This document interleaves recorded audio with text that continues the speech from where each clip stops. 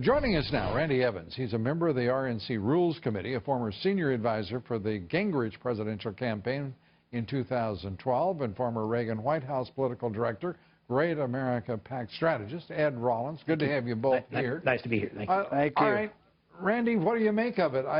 This is getting, it would seem to me at least, pretty serious. Lou, it's not just the one thing. It's the barking, it's the twitching, it's the stumbling going up the plane, it's the coughing for 4 minutes, it's the coughing again. If you add all those together, people start to wonder to themselves, what's really going on here? If you remember, when President Gerald Ford stumbled going up a plane or coming down a plane steps, everybody thought maybe he was too old.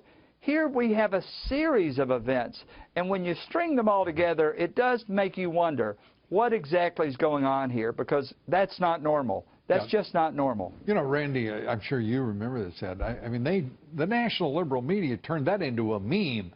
He stumbled, I think, once, maybe twice, hit his head at once, and the next thing you know, probably the greatest athlete ever in the White House is clumsy. I remember Ronald Reagan after the first debate with Mondale. You had nursing students in the Wall Street Journal analyzing whether he was in a stage of Alzheimer's because he stumbled a little bit near the end of the first debate, and of course came back and won the second one.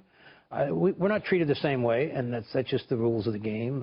Now, I don't know whether that counts as a speech or press conference, and I don't know what her health condition is. I take her at her word, but I think the critical thing. Why would you take her at her word? Because I think there's far more important things than her health. I think the things that make the difference here. I think the things that make a difference here and why the American public should not vote for her is she has no economic policy. Well, we're not excluding anything. Let me be really clear. I'm not excluding anything. So but I do think. I think you can get. Well, let me go ahead, say finish. this. It's your show, as always. No, it's not just that. I mean, you're sitting there saying her health doesn't matter, Ed. I'm saying it should not be the front and center issue. The front and center issue is her policies, and if we want to spend all of our time arguing about whether she coughs or doesn't cough. Well, we're going to talk about it. Okay. Randy, what do you think? Lou, I was just going to say this.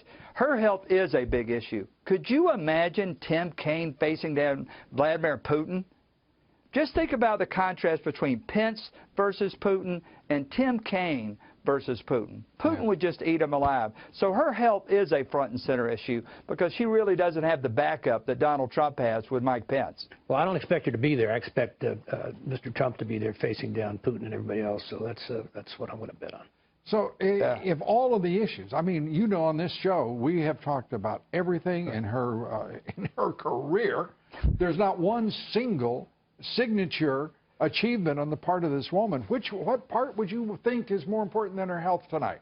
Well, I think the part that's important about her is she's put forth an economic plan that's worse than what Obama has had. Nobody cares about her economic plan. Well, at the end of the day, they should. Well, they should, but they're not going to. If you want to spend all of your time and energy, not meaning you, but this campaign has to get very focused on leadership.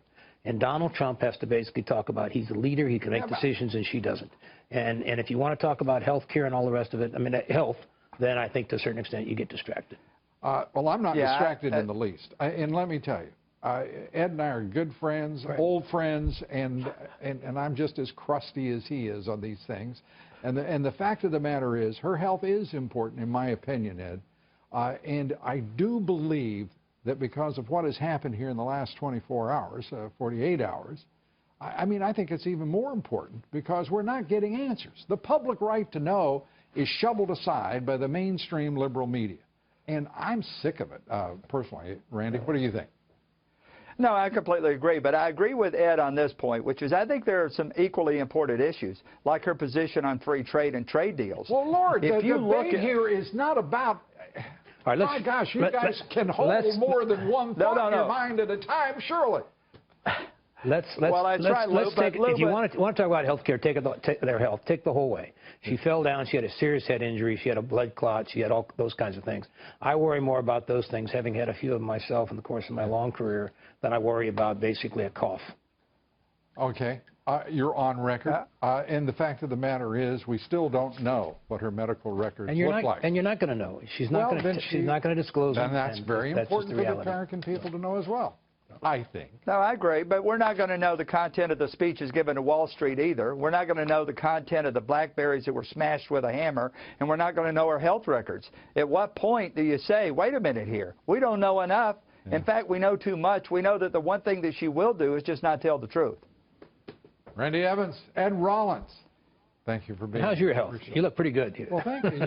That's right, Lou. Not as good looking as you, but I'm, you know, I'm older than you are. Almost I'm older than you are. I'm almost as mean. Thanks so much, Ed. Thank you. Thanks, Randy.